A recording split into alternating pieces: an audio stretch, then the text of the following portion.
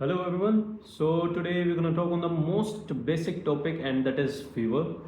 सबसे पहले मैं बता देता हूँ कि फीवर होने के दो कारण होते हैं। आपके शरीर में वायरसेस होते हैं, या तो वो बाहर से आते हैं या अंदर ही पैदा होते हैं। बाहर से कैसे आते हैं? बाहर से जैसे कोरोना वायरस चला था, वो आता है बाहर से। या फिर कोई बीमार है और आपके सामने उसने छींक दिया और वो उसका जो वायरस निकला वो आपने इनहेल कर लिया, वो बाहर का वायरस हो गया। अभी बात करते हैं अंदर के वायरस की, क्योंकि मेजॉरिटी ऑफ केसेस 100/90 केसेस वो रहते हैं जिसमें वायरस अंदर ही पैदा होता है। और वो कैसे होता है? वो होता है कंटेमिनेटेड फूड, या फिर आपने तला भुना ऐसा खाना खाया जिसे शरीर डाइजेस्ट नहीं कर पाया, या फिर आपका पेट अच्छे से साफ़ नहीं होता, वो बासी जो खाना पेट में पड़ा है उसमें वायरस और बैक्टीरियाज पैदा हो गए। ये कुछ कारण हैं अंदर ही वायरस पैदा होने के। ओके। जब ये वायरस पैदा होते हैं तो शरीर कुछ एक्टिविटी करता है जिससे इसको पता लगता है कि बॉडी के अंदर कुछ ऐसे सब्सटेंस हैं जिनको यहाँ पे नहीं होना चाहिए। ओके। अभी क्या है, अभी शरीर की एंटीबॉडीज़ काम कर रही हैं। जब तक वो वायरस एक अपने वीक पॉइंट पे होगा, शरीर की एंटीबॉडीज़ उसको ख़त्म करते रहेंगी।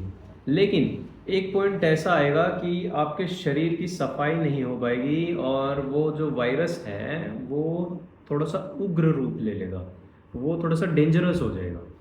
अभी उसको मारने के लिए ये एंटीबॉडीज़ काफ़ी नहीं है। अभी बॉडी क्या करेगी? अभी बॉडी पैदा करेगी फीवर, अपना टेम्परेचर इंक्रीज करेगी। अगर मैं इसको थोड़ा सा टेक्निकली बताऊं तो ये कुछ ऐसा रहेगा। आपके शरीर में वायरस डिटेक्ट हुआ तो कुछ केमिकल्स रिलीज होंगे जो कि ब्रेन तक सिग्नल पहुंचाएंगे कि हाँ, इस स्पॉट पे वायरसेस हैं और इनके लिए एंटीबॉडीज़ भेजिए। अभी वहाँ पे एंटीबॉडीज़ जाएंगी और वो जो वायरसेस हैं उनको ख़त्म करेंगी। एंटीबॉडीज़ अभी क्या करेंगे, उनका एक और काम रहता है। जिन वायरसेस को वो ख़त्म नहीं कर पाएंगी वो उन वायरसेस को मार्क कर देंगे। आपने कभी मूवीज़ वगैरह में देखा ही होगा, एक लेज़र ऑपरेटेड मिसाइल सिस्टम होता है जिसमें क्या होता है कि कोई अगर किसी जगह पे लेज़र पॉइंट कर देता है तो मिसाइल आएगी बेस में से निकल के और उस पॉइंट को ख़त्म कर देगी। सेम केस बॉडी में रहता है।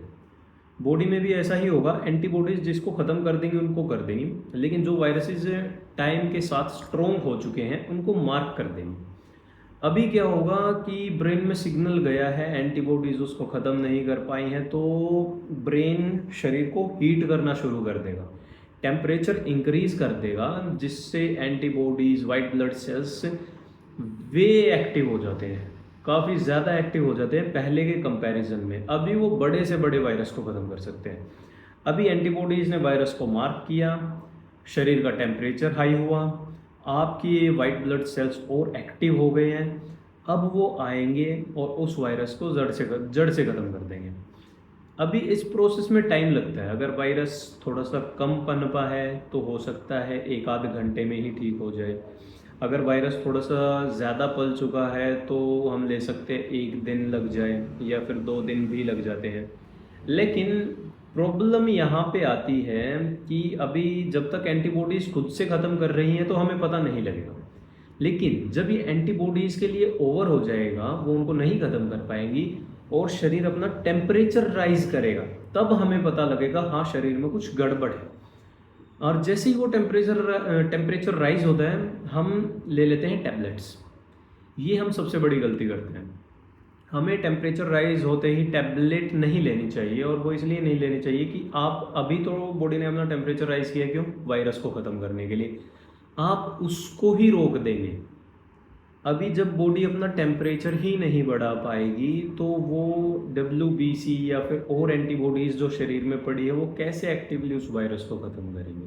अभी क्या है, जिससे मेरे को पता लगा कि हाँ, मेरे को कुछ ना कुछ अंदर दिक्कत है और शरीर थोड़ा सा टेम्परेचर राइज कर रहा है, फिर मेरे को बुखार हो रहा है, तो मैं क्या करूँगा, मैं सारा दिन फास्टिंग करूँगा या फिर गर्म पानी पीऊँगा और फ्रूट्स पे रहूँगा। अभी रात तक अगर मेरा बुखार ठीक नहीं हुआ, ज़्यादातर केसेस में रात तक ही ठीक हो जाएगा अगर आप टैबलेट्स ना लेंगे तो, क्योंकि वो हाई टेम्परेचर जो है वो वायरसेस को ख़त्म कर देता है। लेकिन फिर भी अगर आपको लग रहा है कि रात में ये बुखार परेशान करने वाला है तो आप रात को कोई लाइट डोज ले लीजिए ताकि उसका सुबह तक उस डोज का असर ख़त्म हो जाए। अब जैसे ही सुबह तक उस डोज का असर ख़त्म हो जाएगा तो अगले दिन शरीर दोबारा लगेगा, अपना टेम्परेचर राइज करेगा, फिर से आपको बुखार होगा उस दिन और शरीर फिर से लगेगा बॉडी को ठीक करने में। अभी आपको पता है अगर फिर से बुखार रात तक चलता है और आप उसको सहन कर पा रहे हैं तो बिल्कुल मत डरिए, आप रात को दोबारा टैबलेट ले सकते हैं। अभी इसमें एक ध्यान रखने वाली बात क्या है, इसमें ध्यान रखने वाली बात ये है कि जब टेम्परेचर 103 डिग्री फ़ारेनहाइट के पास चला जाता है तो वो डेंजरस हो जाता है। उस केस में आप खुद से रिस्क मत लीजिए, उस केस में आप डॉक्टर से कंसल्ट करिए।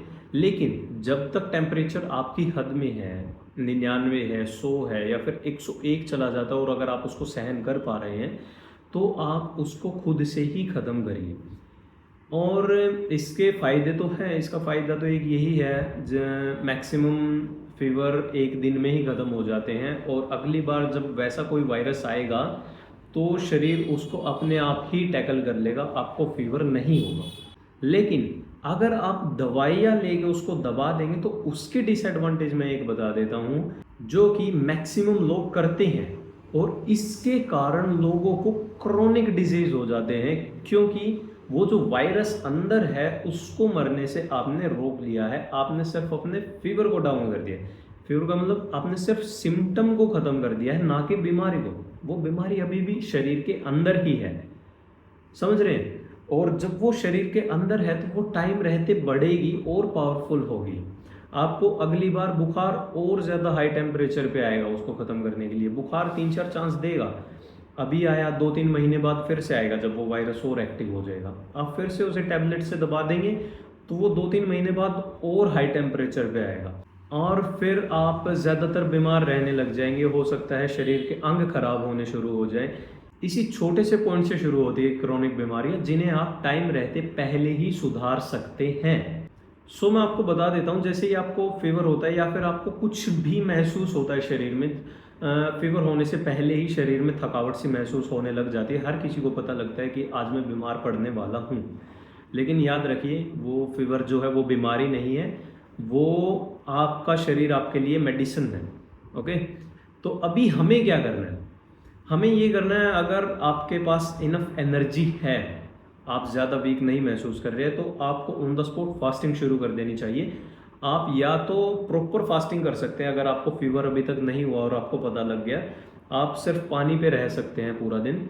अगर आप नहीं कर पा रहे हैं या फिर आपको माइल्ड फीवर शुरू भी हो गया है, 99-100 टेम्परेचर भी आ गया, तो आप अपना पूरा दिन फ्रूट्स पे निकाल सकते हैं या फिर रो वेजिटेबल्स, खीरा ककड़ी पे निकाल सकते हैं। ओके, आपको सिर्फ कच्चा खाना खाना है और हैवी नहीं लेना। अगर आप दूध पीते हैं तो उसको भी टेम्परेरीली 1-2 दिन के लिए बंद कर दीजिए, क्योंकि milk is heavy to digest, वो शरीर में थोड़ा सा भारीपन बढ़ा देगा। लेकिन इस टाइम आपके शरीर को डाइजेशन पे नहीं, फाइटिंग पे ध्यान देना है, इसलिए आपको शरीर को फ्री रखना पड़ेगा, फ्रूट्स पे और रो वेजिटेबल्स पे चलना पड़ेगा। तो आपकी सारा दिन की सिर्फ यही डाइट रहेगी, raw fruits, raw vegetables and warm water. इससे अलग कुछ नहीं चाहिए आपको, कोई टैबलेट वगैरह नहीं चाहिए। Food is your medicine. आपका फ्रूट, सब्जी और पानी, इससे बड़ी मेडिसिन आपको नहीं मिल सकती। हाँ, एक चीज़ मैंने आपको पहले भी बताई और अभी भी ध्यान में दिला रहा हूँ, टेम्परेचर अबव 103 या फिर 103 is dangerous, then consult your doctor immediately. Okay, so इस वीडियो के लिए इतना ही। अगले वीडियो में हम डिकोड करने जा रहे हैं साइनस को और कैसे उसको ठीक किया जाए। सो follow Galyan Ayurved for more informative content like this.